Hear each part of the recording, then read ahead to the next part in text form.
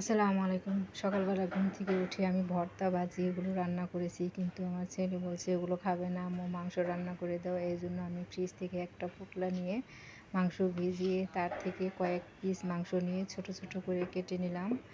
যেহেতু আমার হাতে সময় কম, আমি ছোট, ছোট করে পিস করে ভুনা করব। তাই তাড়াতাড়ি হবে। এজন্য আমি প্রথমে একটা প্যানে তেল দিয়ে তাতে পেঁয়াজ, কাঁচামরিচ দিয়ে দিলাম।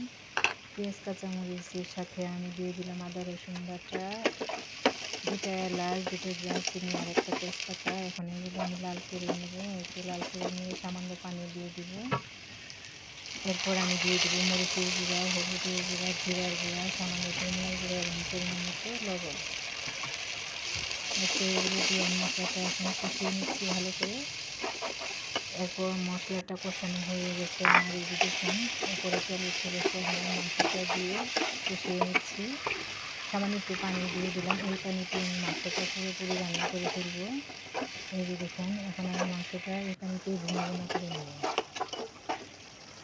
এই তো আমার মাংসটা প্রায় রান্না শেষ। এভাবে ছোটো ছোটো পিস করলে রান্নাটা তাড়াতাড়ি হয়ে যায়। মাংস রান্নাটা খুবই তাড়াতাড়ি হয়ে যায়, সহজ লাগে আমার কাছে রান্নাটা। এই যে দেখুন আমার রান্না প্রায় হয়েই গেছে, কমপ্লিট হয়ে গেছে। এই যে রান্নাটা দেখুন কালারটাও সুন্দর এসেছে। আমার সময়ও একেবারেই কম লেগেছে। আধা ঘন্টার ভিতরে আমার মাংস ভিজিয়ে একবারে রান্না কমপ্লিট হয়ে গেছে।